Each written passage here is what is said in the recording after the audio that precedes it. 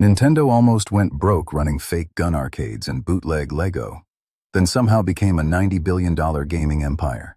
How do you survive that many bad bets and still win? Nintendo's story doesn't start with Mario, or even with video games. It starts in 1889, in Kyoto, Japan. According to Business Insider and other historical accounts, Fusajiro Yamauchi founded a small company to manufacture and sell hand-painted Hanafuda cards, traditional Japanese playing cards used for games that were often associated with gambling. Keza MacDonald, in a discussion on Nintendo's history, notes that this was a moment when Japan was reopening trade and culture to the rest of the world, and gambling laws had loosened. That timing let Yamauchi legally sell these artisanal gambling cards. The cards took off. Business Insider reports that in the early 1900s, Nintendo grew into the largest card-selling business in Japan. Some of those cards, according to Ripley's Believe It or Not and Business Insider, were even used in gambling halls by organized crime groups, including the Yakuza. The name Nintendo itself is often translated as something like "leave luck to heaven" or "putting your faith in the gods," a fitting motto for a company that would spend the next century taking big swings and hoping fortune stayed on its side. For decades, it was simple: make cards, sell cards, dominate the market. But a hidden problem was already forming. You can't grow forever selling the same deck of cards. By the mid-20th century, the card business had a ceiling. Fusajiro Yamauchi died in 1940. According to Business Insider, his 22-year-old great-grandson Hiroshi Yamauchi took over the company in 1949. Hiroshi inherited a brand that was dominant in a niche market. But it was still just a card company in a world about to be transformed by television, plastics, and electronics. Business Insider reports that a key turning point was a trip Hiroshi took to America.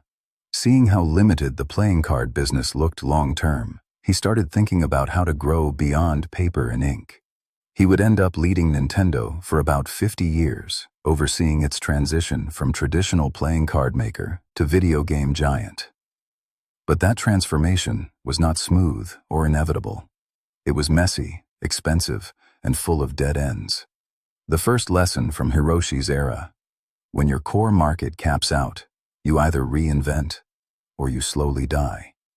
He chose reinvention, over and over.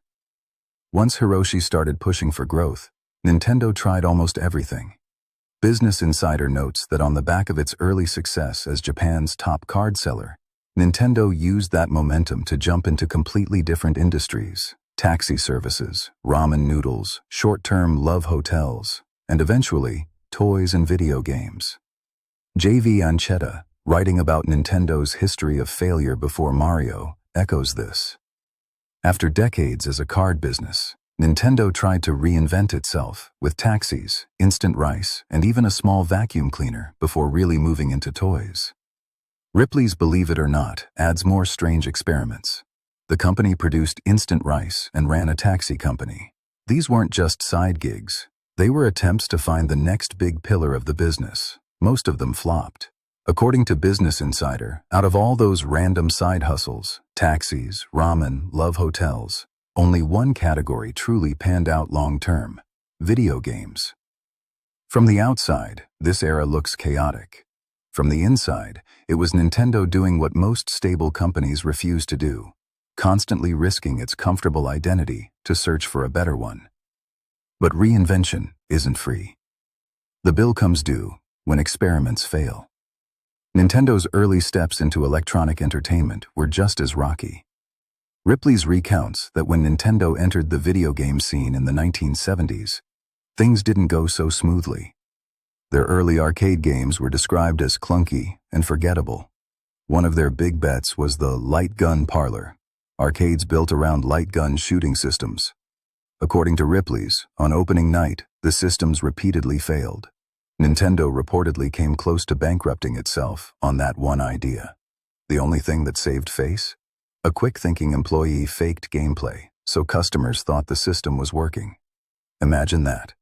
Decades after dominating card games, the company is now spending heavily on high-tech shooting galleries that don't work, and pretending they do, just to avoid humiliation on launch night. Then came another risky move. Ripley's notes that Nintendo launched its own line of Lego knockoffs. The Danish toy giant sued over the imitation bricks. Before the legal hammer came down, Nintendo had already produced some wild box art featuring licensed characters like Kamen Rider.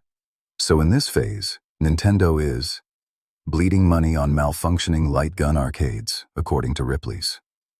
Getting sued by Lego for look-alike bricks, also per Ripley's.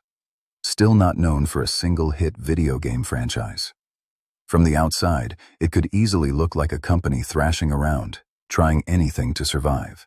But hidden inside these failures were two important instincts: a willingness to bet on new forms of play, light guns, building bricks, and a habit of learning from what didn't work. Behind the scenes, something else was happening.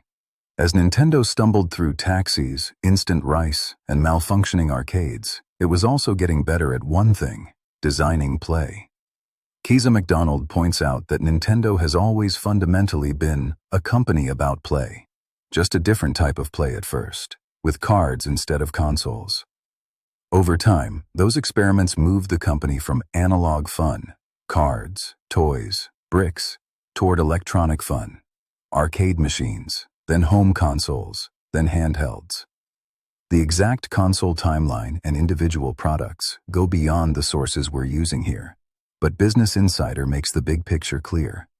Under Hiroshi Yamauchi's 5-decade leadership, Nintendo completed the transition from traditional playing card maker to video game giant, eventually earning billions in revenue from consoles like the Wii and Switch, and franchises like The Legend of Zelda and Animal Crossing. Even today, as Keeza McDonald notes, Nintendo still makes Hanafuda cards, and the old Kyoto Materials supplier that worked on their card business now makes manuals and game boxes. The DNA of that original card shop never completely disappeared. Nintendo didn't jump from cards to Mario overnight. It wandered from cards to taxis, to rice, to hotels, to light guns, to toy bricks, and finally, to a unique space in video games that only it occupies. That wandering is the point. So how did a company that sold gambling cards used by Yakuza clients, ran love hotels and ramen side hustles, nearly bankrupted itself on broken light gun parlors, got sued for Lego knockoff bricks, end up as one of the most influential gaming companies in the world? The answer isn't a single genius idea. It's a pattern. According to Business Insider, Nintendo used its early card game success to power a long series of pivots, most of which failed. J.V. Anchetta stresses that Nintendo failed at almost everything before Mario saved them, and lists taxis, instant rice, and a vacuum cleaner among the misfires. Ripley's highlights the near-bankruptcy light gun fiasco and the Lego lawsuit. Across all those sources, a consistent theme emerges. Nintendo is unusually willing to admit the old model has a ceiling, cards only get you so far. Place bold, sometimes weird bets on new ways to play. Survive the failures, keep what it learned, and pivot again. That repeated reinvention, not any one product, is the real moat.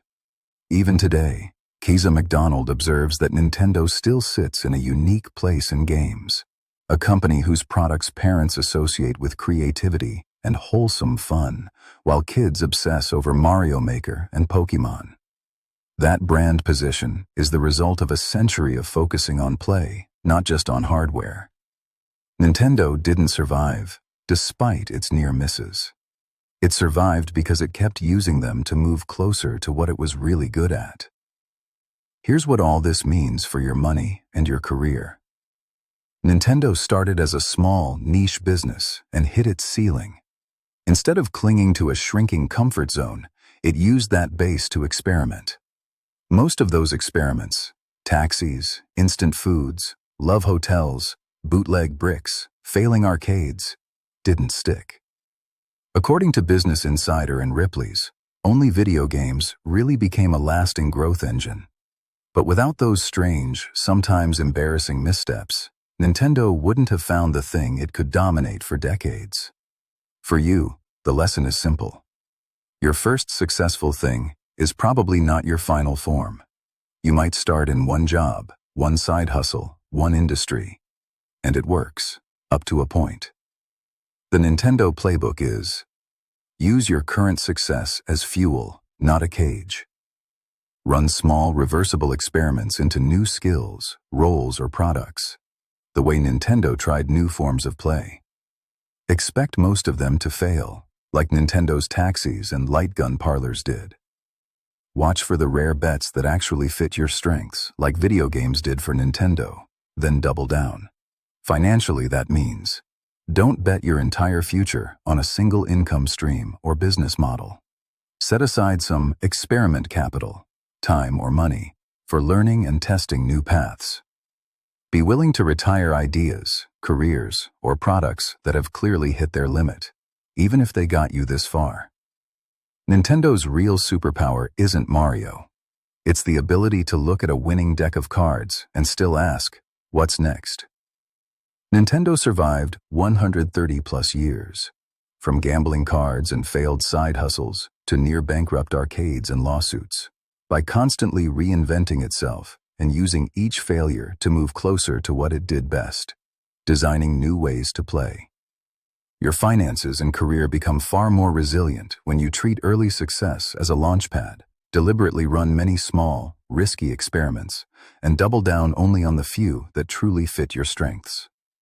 If you want more money autopsies on how people and companies reinvent after failure, hit subscribe and tell me in the comments, what's one Nintendo-style experiment you're willing to try with your career or business in the next year?